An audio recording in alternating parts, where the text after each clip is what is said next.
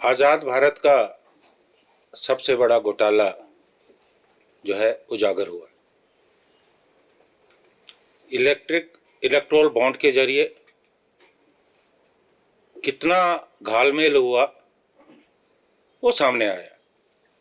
आप लोग जानते हैं कि ECI election commission of India ने जो है सुप्रीम कोर्ट के आदेशों के बाद 14 तारीख को जो है लिस्ट पब्लिश की। हालांकि स्टेट बैंक ऑफ इंडिया टालने का पूरा प्रयास कर रहा था।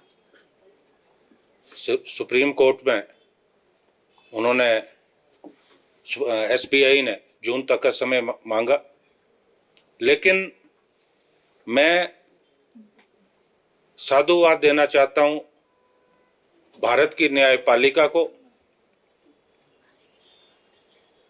न्यायाधीशों को, कि बगैर किसी दबाव के आदेश दिए और उस पर अमल करना पड़ा। इससे देश की जनता का न्यायपालिका पर विश्वास बढ़ा है। किसी भी लोकतंत्र में न्यायपालिका का स्वतंत्र होना बहुत ज्यादा जरूरी है। जब भी कार्यपालिका या विधानपालिका कोई ऐसा काम करती है जहां लोगों को लगता है कि अनावश्यक दबाव बनाने का प्रयास हो रहा है, वहां आम जनों की उम्मीद जो है न्यायपालिका से रहती है। और न्यायपालिका ने जो ये आदेश दिए, देश का एक जागरूक नागरिक होने के नाते, एक अधिवक्ता होने के नाते मैं इसका स्वागत करता हूं। और इसमें कुछ बातें सामने निकल के आई हैं और कुछ बातें अभी सामने आने वाली है। इन बॉन्ड का पूरा उद्देश्य चंदा दो धंधा लो ये रहा। अब मैं विस्तार में नहीं जाना चाहता कि जो केंद्र में भारतीय जनता पार्टी की सरकार है, किस तरह से अपने प्रभाव का इस्तेमाल किया और बड़ी बड़ी कंपनियों ने, उद्योगपतियों ने जो है इलेक्ट्रोल बॉन्ड जो है खरीदे। लगभग 12,060 कंपनियां और 12,759 करोड़ के बॉन्ड खरीदे गए। इसमें वो कंपनियां भी शामिल हैं जिन कंपनियों की कार्यप्रणाली पर संदेह है, और कई कंपनियां ऐसी हैं जिन पर ईडी ने छापेमारी की और उसके बाद जो है उन्होंने इलेक्ट्रोल बॉन्ड खरीदे। ये सरासर जो प्रयास है ये उगाही का प्रयास है। जिस तरह से हम सुनते हैं कि बड़े बड़े शहरों में जो गैंगस्टर है वो हफ्ता वसूली करते हैं, लगभग वही काम जो है इन इलेक्ट्रोल बॉन्ड के जरिए हुआ है। और ये तो न्यायपालिका का दबाव था, अन्यथा इतना बड़ा घोटाला जो है सामने नहीं आता।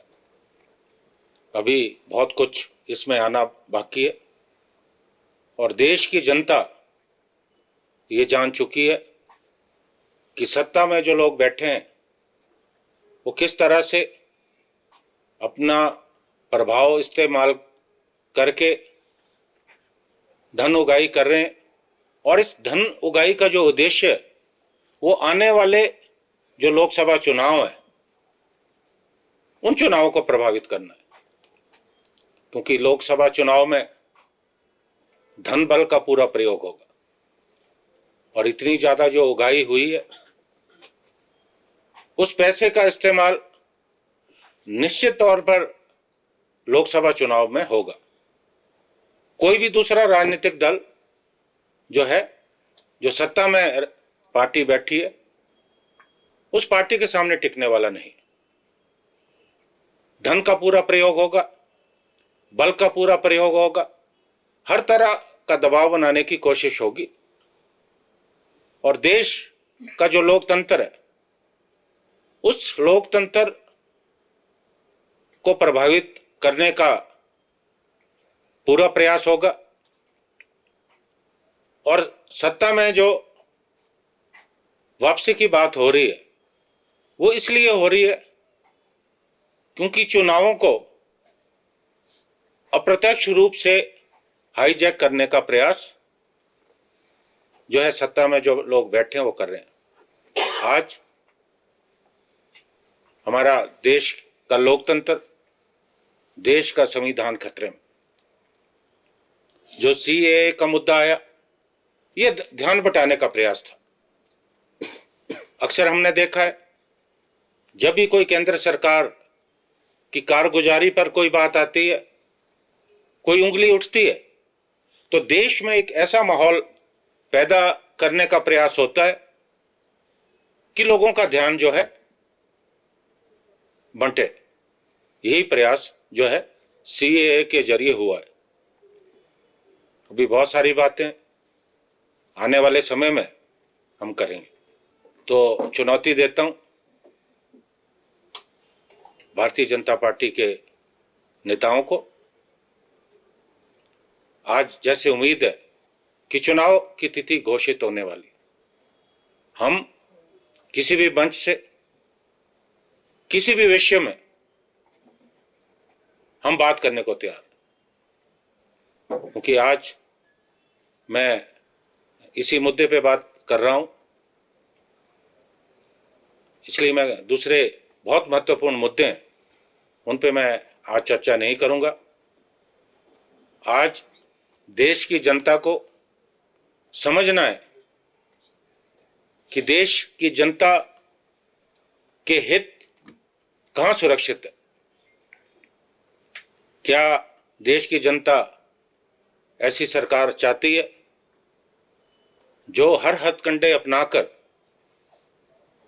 देश के लोकतंत्र को प्रभावित करने का प्रयास करे? ये प्रश्न चिन्ह है और निश्चित तौर पे अभी आने वाले समय में बहुत ज्यादा खुलासे होने वाले।